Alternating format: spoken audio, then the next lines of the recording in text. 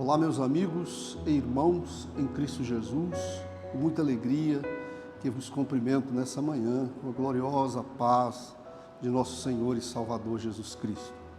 É uma alegria estar com vocês nessa manhã, estar aí na sua casa, no seu trabalho, e termos essa oportunidade de aprendermos a palavra de Deus em mais um estudo bíblico. E eu tenho certeza que hoje não vai ser diferente dos outros dias, em que também nos colocamos da mesma forma.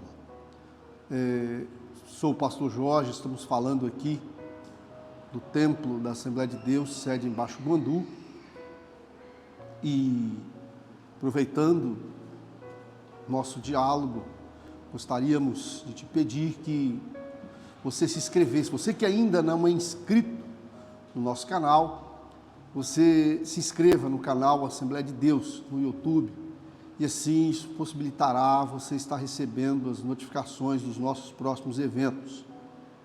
E é isso aí. Hoje nós vamos estudar juntos, a lição de número 6, de 8 de agosto de 2021. O profeta Elias e Eliseu, seu sucessor. Vamos fazer algum comentário sobre este assunto, mas antes eu quero te convidar para nós fazermos a leitura bíblica. O texto que iremos meditar está escrito no livro de 2 Reis, no capítulo 2, do verso 1 ao verso 15. 2 Reis, capítulo 2, verso 1 ao verso 15. E assim afirma: Sucedeu, pois, que, havendo o Senhor de elevar Elias um redemoinho ao céu, Elias partiu com Eliseu de Gilgal. E disse Elias a Eliseu: Fica-te aqui, porque o Senhor me enviou a Betel.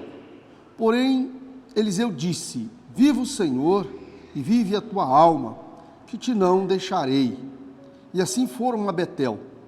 Então os filhos dos profetas que estavam em Betel saíram a Eliseu e lhe disseram: Sabes que o Senhor hoje tomará o teu senhor por cima da tua cabeça? Ele disse: Também eu bem o sei, calai-vos. E Elias lhe disse: Eliseu, fica-te aqui, porque o Senhor me enviou a Jericó. Porém ele disse: Vive o Senhor e vive a tua alma, que te não deixarei. E assim vieram a Jericó. Então os filhos dos profetas que estavam em Jericó se chegaram a Eliseu e lhe disseram: Sabes que o Senhor hoje tomará o teu senhor por cima da tua cabeça? E ele disse: Também eu bem sei, calai-vos. E Elias disse: Fica-te aqui, porque o Senhor me enviou ao Jordão.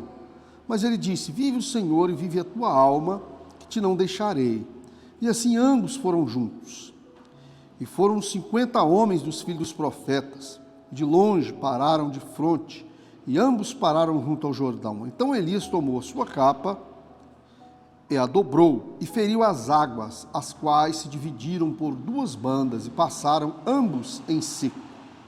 Sucedeu, pois, que, havendo eles passado, Elias disse a Eliseu: Pede-me o que queres que te faça, antes que seja tomado de ti.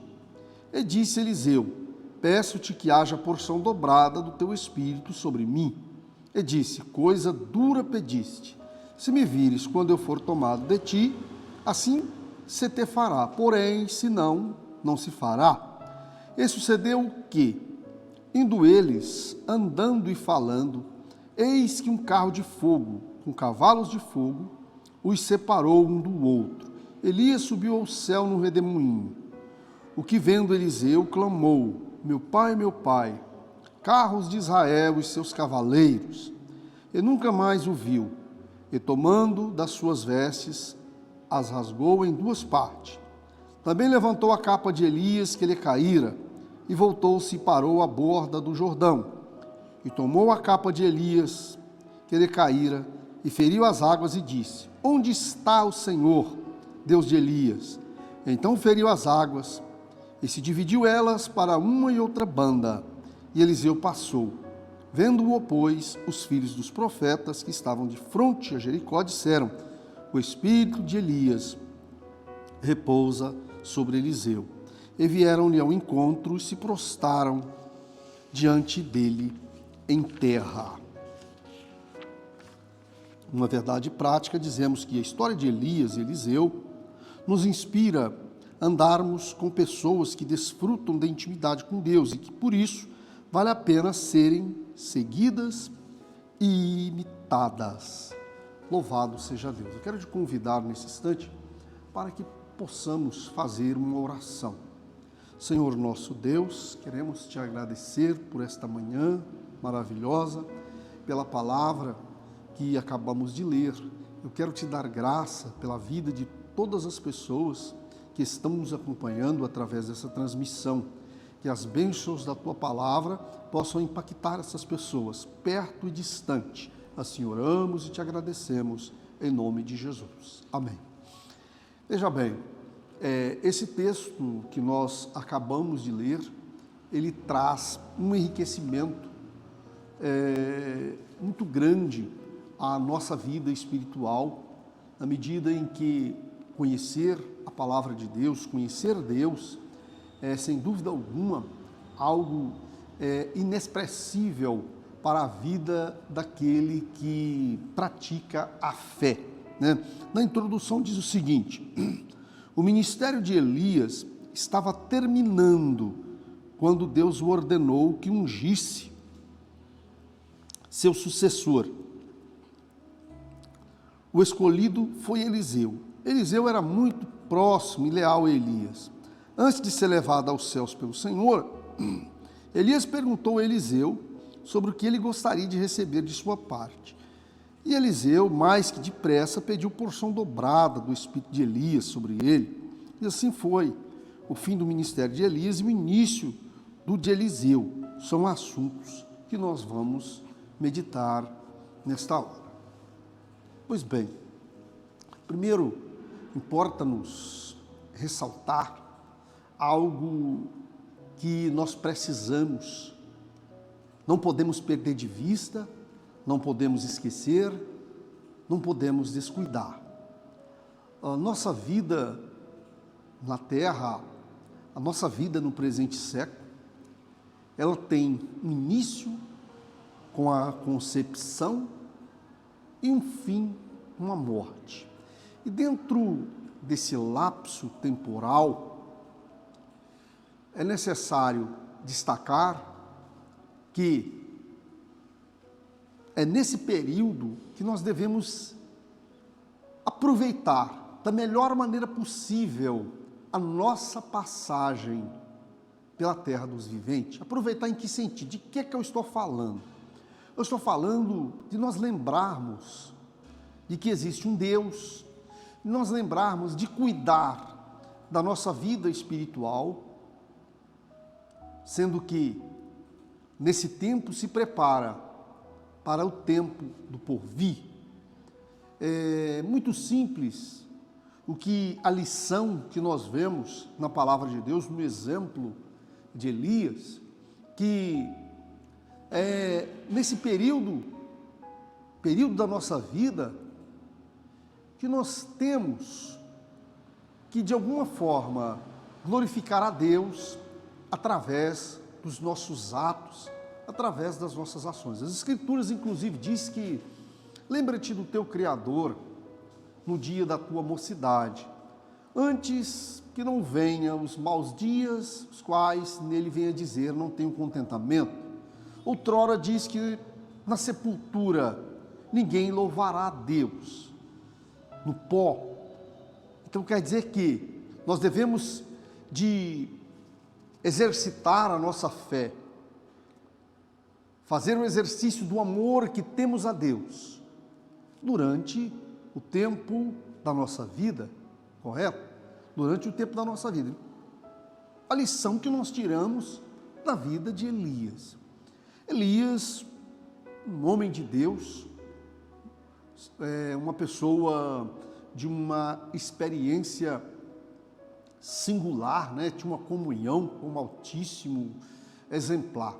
A prova disso é aquele desafio, o enfrentamento daqueles 850 profetas de Baal e Azerá, na época, Israel, numa interação com o governo, um povo que adorava Baal, e no tempo do rei Acabe, o que acontece?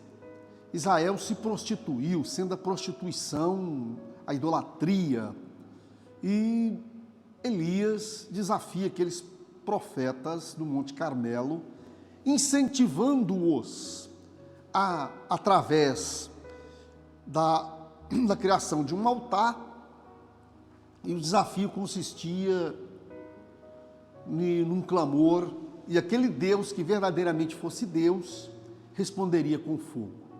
Nós conhecemos essa história e sabemos que Elias, apenas de um lado, com o altar do Senhor, que ele ergueu logo depois que os profetas exauriam o tempo do exercício da fé dos profetas de Baal, e 850 profetas de Baal e Azerá do outro lado.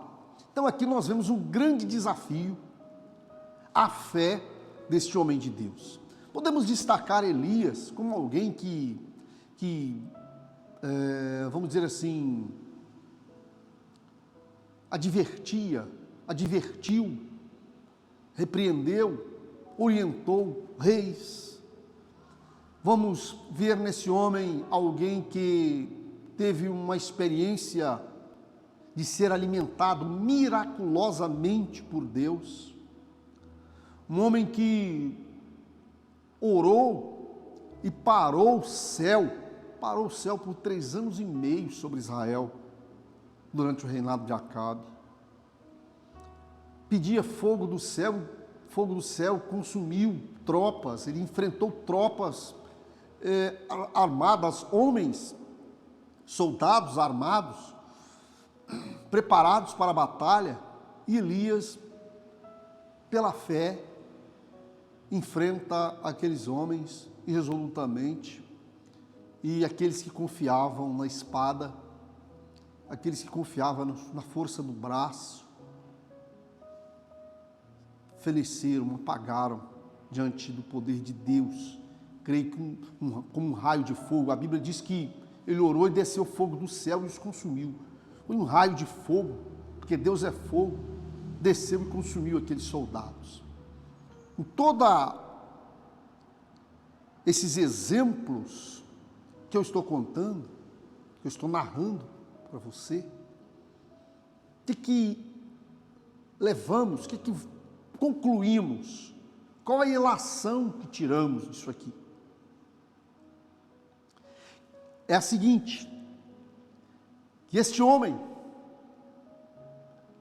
apesar de todo esse poder, essa glória de Deus que se manifestou na vida dele, chegou um tempo em que ele tinha que partir.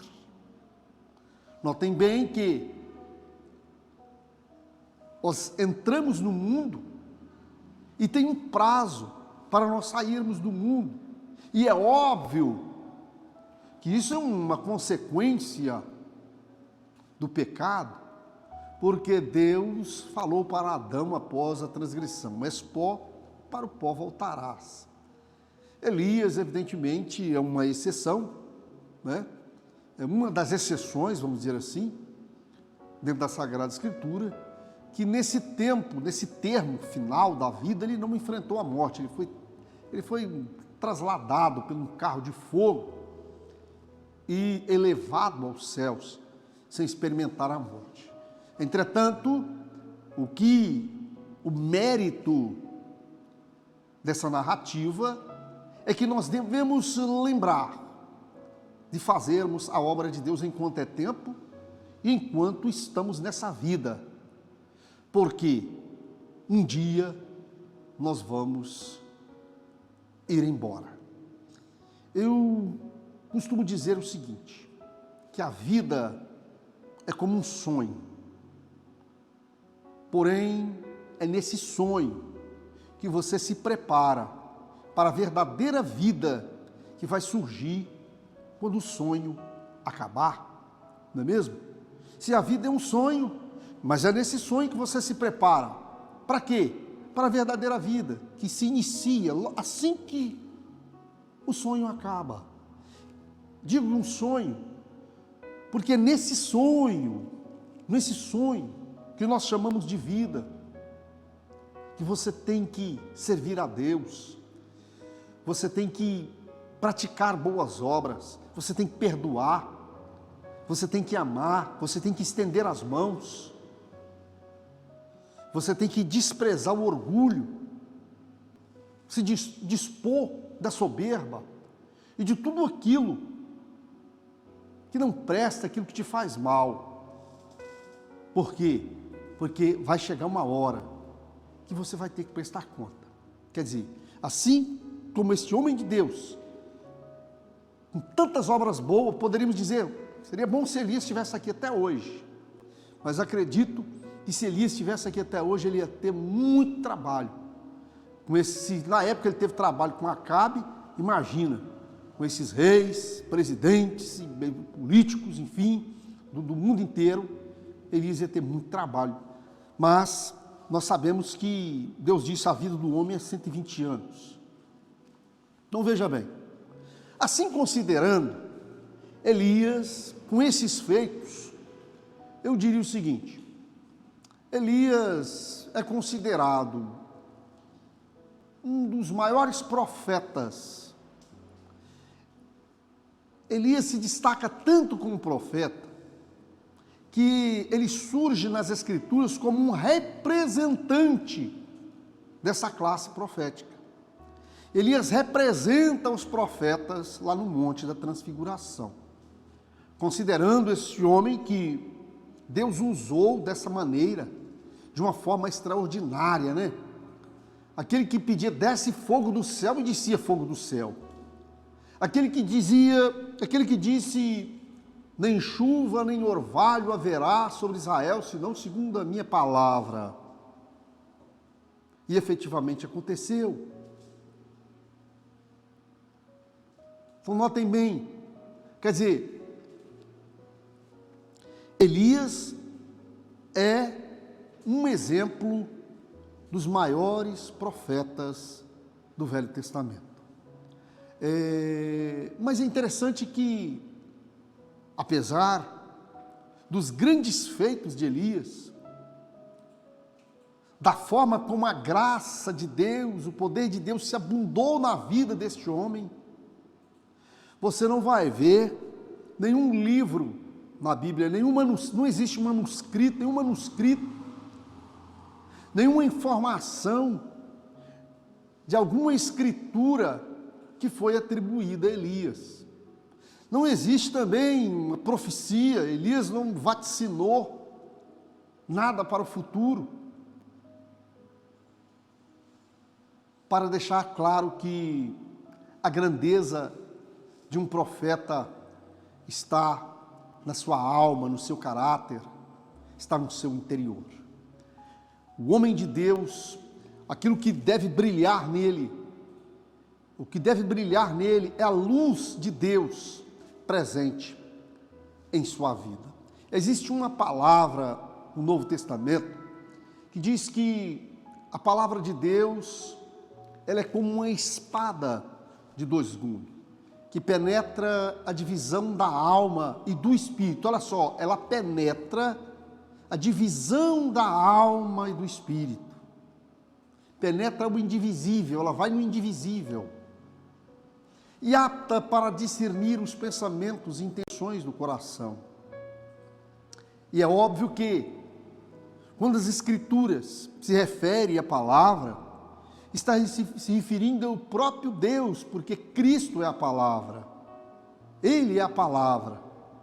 No princípio era o Verbo, e o Verbo era Deus. Quer dizer, estamos se referindo a Cristo, e esse penetra a a divisão da alma e do espírito. E dessa forma,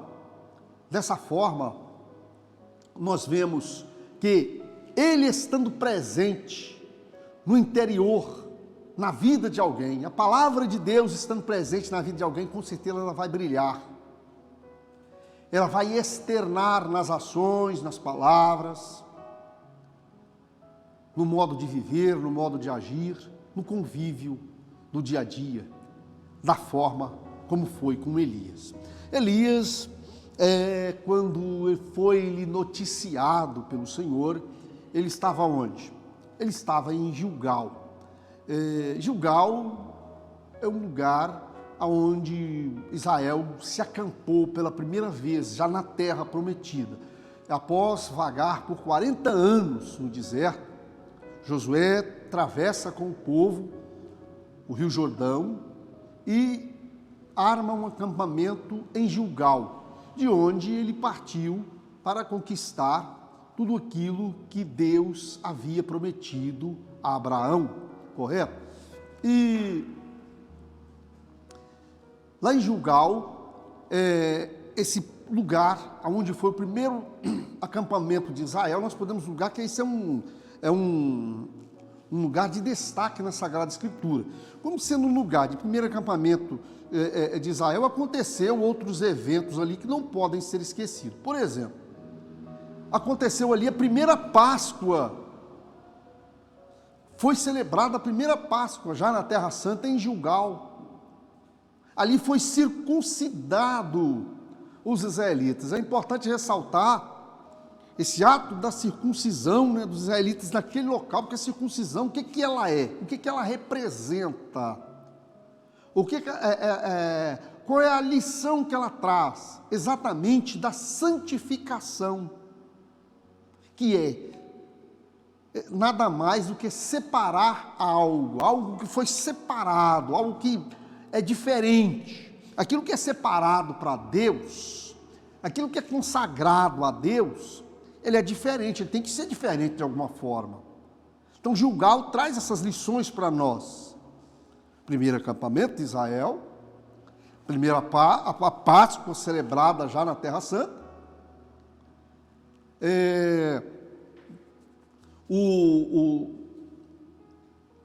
a circuncisão dos israelitas. Olha só, quantos acontecimentos importantes em Gilgal.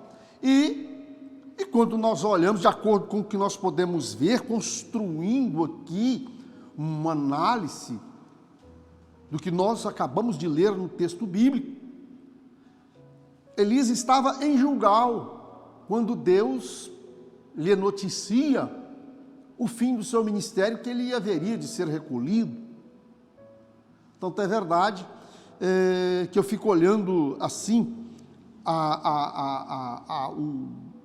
o roteiro de Elias, né? Elias sempre assistido por Eliseu. O Senhor ordena a Elias que ele vá até Jericó, até Betel, né? Até Betel. E olha só como é que é a questão da prudência, né? Quando você pretende conseguir alguma coisa, você tem que esforçar e lutar por ela. Não pode descuidar nem um minuto. As Escrituras falam que, olha só, presta atenção. As Escrituras falam, nos noticia que o Messias, aquele que foi crucificado, um dia vai voltar e arrebatar um povo. Ele vai voltar em duas situações: arrebatar o povo que ele escolheu e que está fazendo a sua vontade, que ninguém vai ver, e depois ele aparece em glória para restaurar Israel. Então veja bem, a Bíblia diz que esse dia e hora ninguém sabe.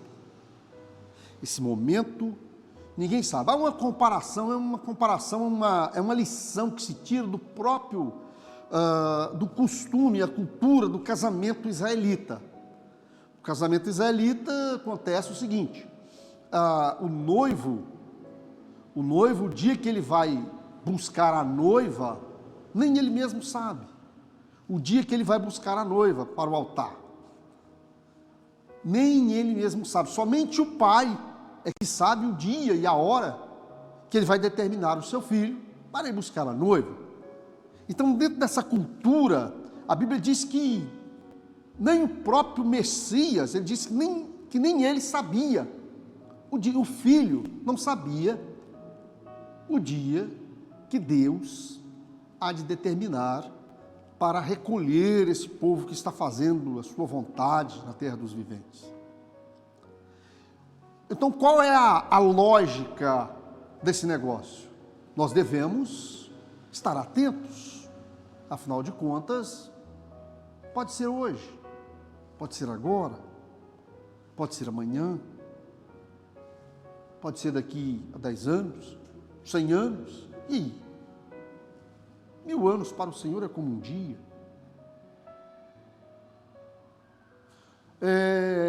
Elias, a lição está aqui. Ele fala para Eliseu: olha, você fica aqui que o Senhor me enviou a Betel. Eliseu, nananina não, tão certo como vive o Senhor, vou contigo para Betel. Nessa conversa eles vão os dois caminhando, vão ambos juntos para Betel. Chegando em Betel, o Senhor manda Elias ir para Jericó. Elias fala naturalmente com Eliseu: ó, você pode ficar aqui, o Senhor me manda eu ir a Jericó. Aí o que acontece? Eliseu fala assim: não, diante do Senhor, tão certo como vive o Senhor, que não te deixarei, irei contigo para Jericó. Então olha só, isso é uma forma de não baixar a guarda nem um minuto, nem um instante. Segue os dois para Jericó. Tanto em Betel como em Jericó são advertidos pelos filhos dos profetas: ó, o Senhor vai tomar seu Senhor sobre ti hoje. Também sei, calai-vos. Lá em Jericó, o Senhor fala com Elias que ele deve ir ao Jordão. E Eliseu, sendo advertido por Elias que pode ficar, não tem problema. Eliseu, prudentemente, te seguirei até o Jordão, estarei contigo. Da mesma forma foi advertido pelos filhos dos profetas, mas ele mantém o quê? Ele sabia o que ele queria. Ele estava certo, quer dizer, no seu coração ele já havia pedido algo a Deus.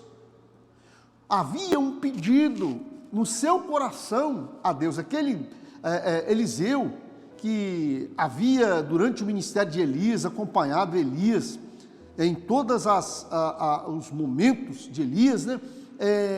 Então, olha só, havia uma proposta no seu coração, e Deus conhecia o que Eliseu estava pedindo. E a prova de que esse pedido estava no coração de Eliseu era que ele se vigiava e mantinha-se sempre atento aos acontecimentos. Ora, se ele deixasse que Elias fosse para Betel sozinho e ele ficasse em Gilgal, poderia acontecer que nesse caminho até Betel o Senhor levasse Elias e ele perdesse alguma coisa dentro desse processo. Então a ideia era não perder, a ideia é não tomar prejuízo, correto? É aquela advertência da palavra de Deus, né? Se vigia para que ninguém tome sua coroa. A salvação, a sua comunhão com Deus, isso que você recebeu do Senhor é um presente do céu, é algo que tem muito valor, e você deve se vigiar em tempo integral, para que não perca isso aí. E eles vão, é interessante que aqui, vamos dizer assim, que a terra prometida ali está representando, de uma forma figurada, esse tempo em que aceitamos a fé, porque a terra prometida é um local que mana leite e mel, e o significado de leite e mel é exatamente a palavra do Senhor, é a sua lei, é a sua palavra, correto? E, quer dizer, no tempo em que esta palavra está agindo na minha e na sua vida, é como a nossa terra prometida, aquele tempo em que nos dispomos a servir a Deus. E é interessante que chega uma hora, aí o exemplo de Elias, que esse ministério termina. Esse ministério termina. Que ministério é esse que termina? Esse ministério terreno. O tempo do corpo. Porque João diz que agora, nesse tempo do corpo, nós estamos nas condições de filho. Mas um dia nós vamos conhecer o Senhor do jeito que Ele é, porque seremos semelhante a Ele. Então veremos como Ele é, mas isso só ocorrerá um dia, quando sairmos desse corpo. Estando nesse corpo ainda não é possível, e estando nesse corpo, se preparando, estando no corpo, na condição de filhos de Deus, é como se estivéssemos na terra prometida, porque vocês podem ver que Elias parece fazer um caminho de volta. Olha só, depois de 40 anos vagando pelo deserto, Josué, finalmente Moisés, Deus leva Moisés, e Josué, com esse povo, com esses descendentes de Abraão, ele ingressa com eles na terra prometida. E para ingressar na terra prometida, o que Josué fez? Atravessou o Jordão. Para ingressar na terra prometida, Josué atravessa o Jordão. Josué vai a Jericó, se conquista todos aqueles instantes, aqueles locais, e nós vemos que Elias parece fazer o caminho de volta. Porque ele, de Gilgal, Betel, Jericó, Jordão, atravessa o Jordão de novo, aquele caminho que Josué tinha atravessado antes, e o Senhor leva Elias. Leva Elias. Dando a entender que a salvação de Deus é uma salvação plena, é uma salvação que contempla todos os seres humanos da face da terra.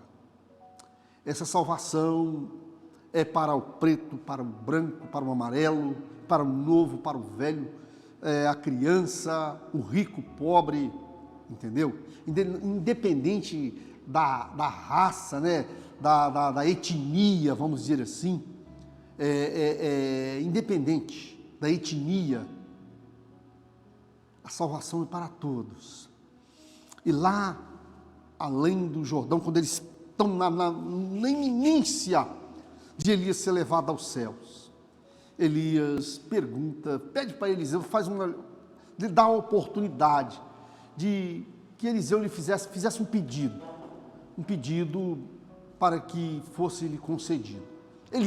Eliseu sabiamente,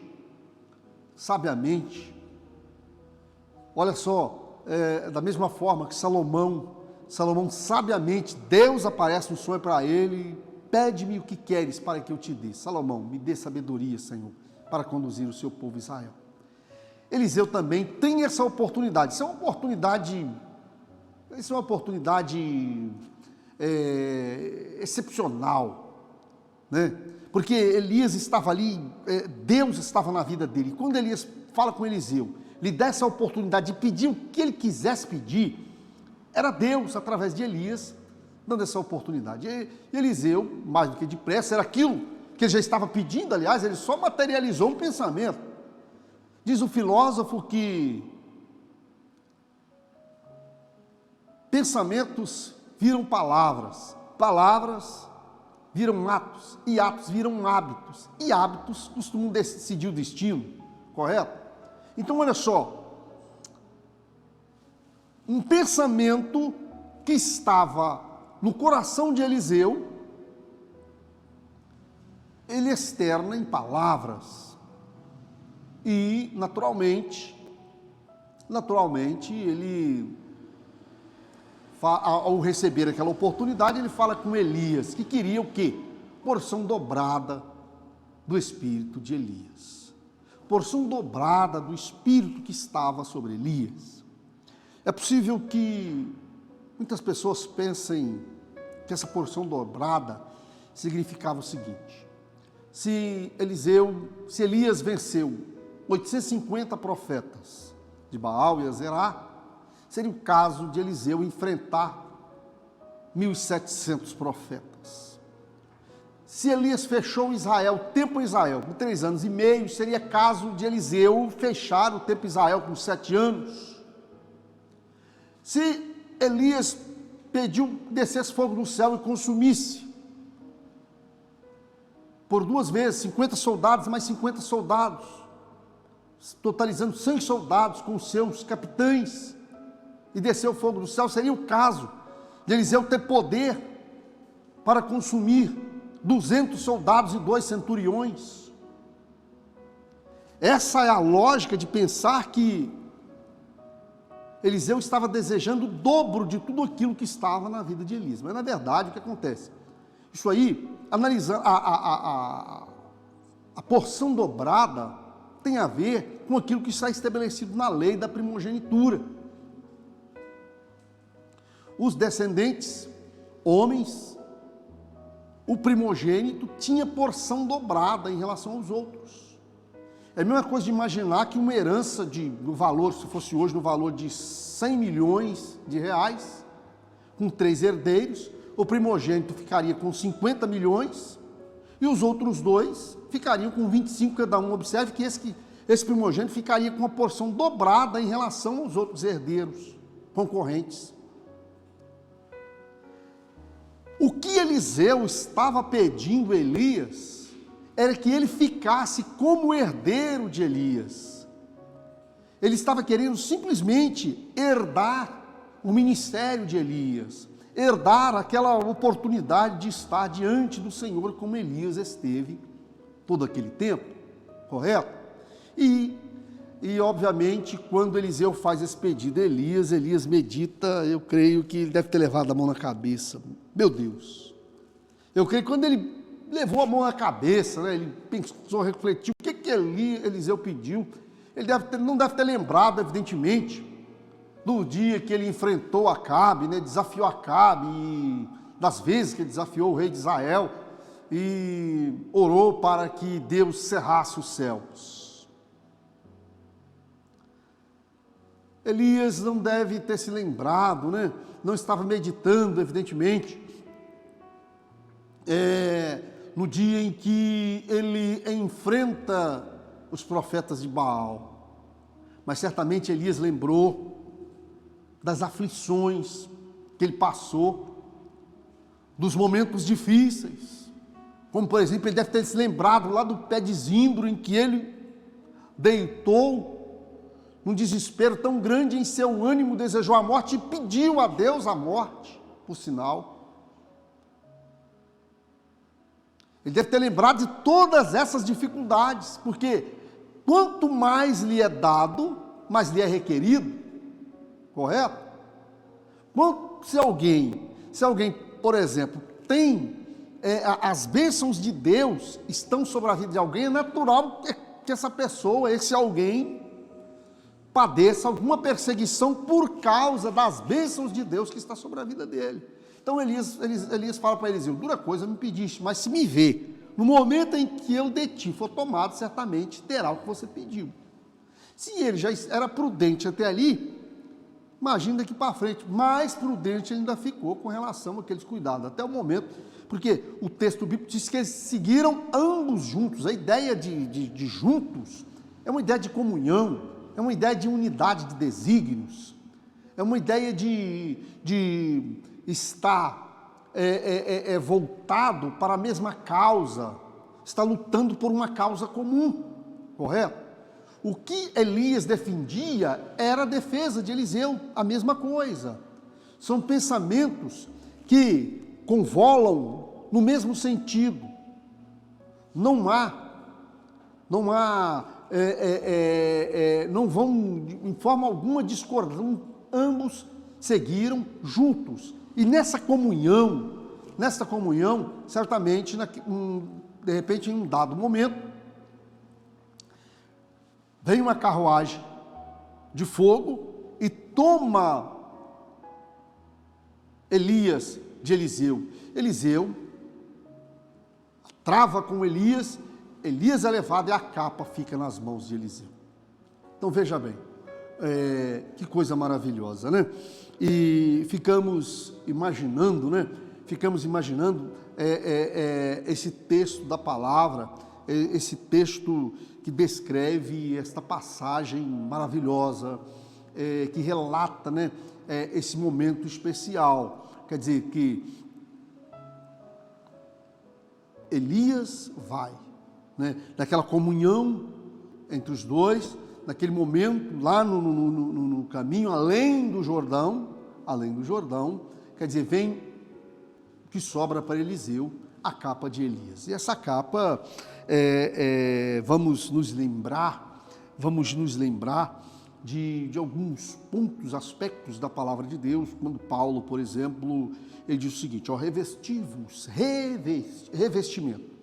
Revestimento é aquilo que vem nos cobrir, né? De alguma forma, ele diz, ó, revestivos de toda a armadura de Deus, para que possais estar firmes contra as astutas ciladas de Satanás. Então ele começa a descrever, Paulo começa a descrever escudo da fé, calçados no evangelho da paz, quer dizer, proteção para os pés, né?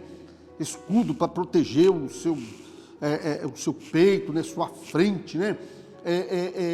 Capacete da salvação, proteger sua cabeça, e é uma arma para você lutar, a espada do Espírito. Quer dizer, ele fala assim, revestivos de toda a armadura de Deus, cobrindo todo o corpo, alma, né? Então, quer dizer, e o que sobra para Eliseu? Um revestimento espiritual, sem dúvida alguma. É aquele revestimento que todo aquele que aceita a fé em Cristo, aquele que volta para Deus através de Cristo, através do sangue que foi derramado na cruz, porque a ter fé é exatamente reconhecer que é um miserável, reconhecer que é pecador, reconhecer que precisa de Deus. Deus não ajuda, Deus não tem como estender as mãos quando a pessoa não quer, Ele não força a barra, entendeu? Agora, quando a pessoa reconhece que ele é um aniquilado, que ele não tem condições de vencer sozinho, que ele precisa efetivamente de Deus, ele pede a ajuda de Deus e Deus não lhe nega a ajuda. Porque não tem jeito, as Escrituras afirmam que, como consequência do pecado, todos foram destituídos da glória de Deus e, consequentemente, se tornaram mortos. Então, aquele revestimento de vida, de glória que tinha na vida de Adão, a partir do momento que ele participa de uma ação proibida, não permitida por Deus, correto? Porque a serpente convenceu Eva, e essa comeu do fruto proibido e deu ao seu marido. Quer dizer, no momento que eles fazem aquilo, aquela glória de Deus que estava sobre eles vai-se embora, eles se tornaram despidos. A roupa que eles tinham, a nudez deles, não estava tapada com tecido, com algodão, não estava tapada com lã, não estava tapada com linho e com lã. A nudez deles estava tapada com a glória de Deus, com um revestimento espiritual. Notem bem que isso é fundamental, esse revestimento é fundamental. A inexistência desse vestido, dessa roupa, dessa roupagem na vida de alguém, é indícios de que essa pessoa está perdida. Porque lá nas cartas, as igrejas da Ásia, no livro das Revelações, o Senhor faz essa menção. Aconselho-te que de mim compres para a igreja de Laodiceia. Aliás, vamos ser taxativo. Compra o quê? Vestidos brancos. Para quê? Para tapar a vergonha da sua nudez. Essa foi o questionamento que o Senhor fez com o anjo da igreja de Laodiceia, que ele estava nu. Diz que ele estava nu. E por que ele estava nu? Porque quando alguém está no pecado, ele está nu. É aquela mesma situação de Adão que foi perdurando. Mas, quando nós nos reatamos com Deus, através de Cristo, a tendência é que recebemos esse revestimento. E você faz muito bem quando você deseja, quando você pede a capa de Elias.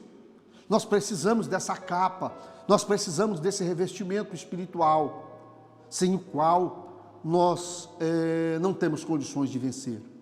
E Eliseu recebe esse revestimento, com o qual ele, note bem que de uma forma figurada, naquela capa, não era naquela capa material que estava na mão de Eliseu, ali era apenas uma representatividade. A unção estava sobre a vida do profeta.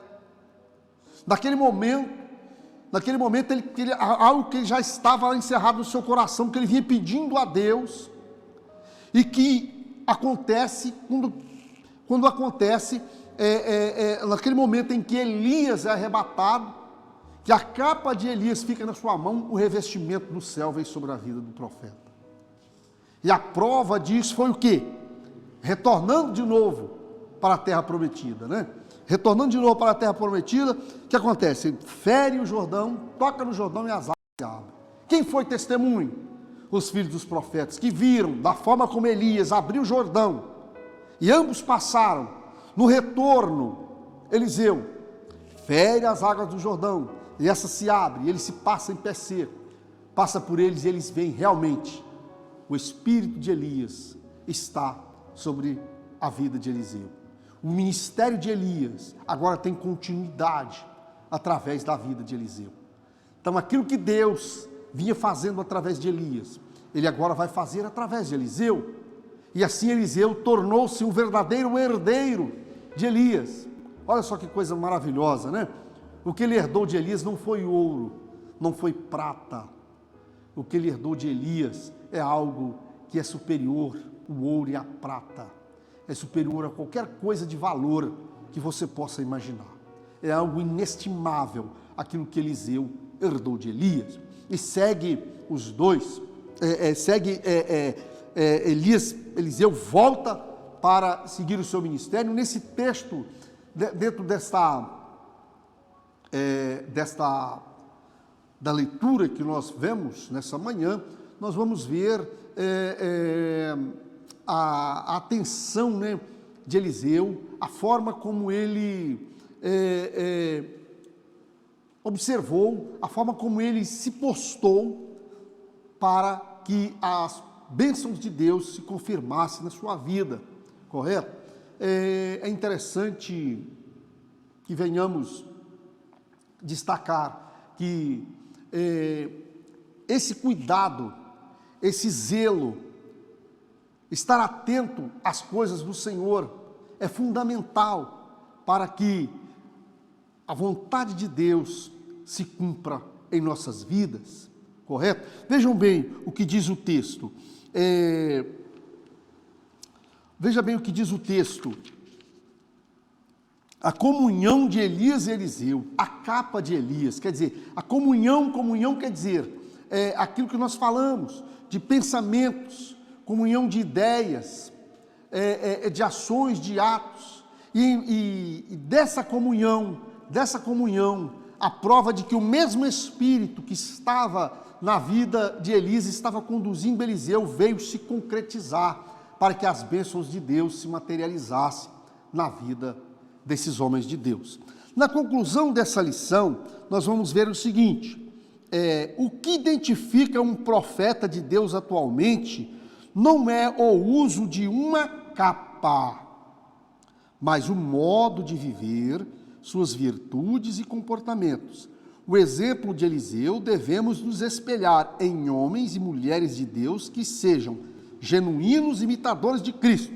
E não apenas isso, precisamos também ser exemplo para os outros, refletindo a imagem do Senhor, não somente nas palavras, mas principalmente nas ações. É a conclusão que tiramos de tudo isso aí, que a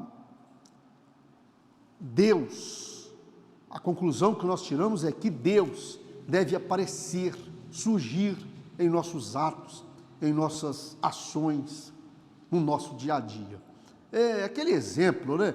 João Batista, o profeta João Batista disse o seguinte: convém que ele cresça e eu diminua. Paulo disse: não sou eu mais que vivo, ele vive em mim. Essa é a ideia de Deus viver em você e externar nas suas ações, externar nos seus atos, nas suas palavras, nos seus gestos, no seu sorriso, nas suas lágrimas, entendeu? Em todos os sentidos. Que nós possamos aprender essa lição, que possamos aplicá-la no dia a dia, e com certeza ela será definitivamente uma bênção na sua vida. Aplica ela na sua vida. Não deixe isso apenas no ouvir. Passa a viver essa realidade. Faça com que essa realidade faça parte da sua vida. Correto? Porque o Deus de Elias é o meu e é o seu Deus. E da mesma forma como ele foi com aqueles profetas, ele quer ser conosco, para que nós venhamos experimentar todas as maravilhas que ele coloca aí à nossa disposição. Eu quero te lembrar, estamos aqui já encerrando, né, essa participação, encerrando essa videoaula, e quero te dizer o seguinte: quero te convidar para hoje, a partir das 19h30, estaremos com uma live, transmitindo um grande culto de adoração a Deus, e você não pode faltar, correto? Eu tenho certeza que Deus tem uma bênção muito grande para você. Eu quero agradecer a sua companhia até o presente momento. Foi muito bom nós estarmos juntos, e continue conosco, e tudo isso será uma bênção para você. Que Deus vos abençoe. Fiquem todos na paz de nosso Senhor e Salvador Jesus Cristo.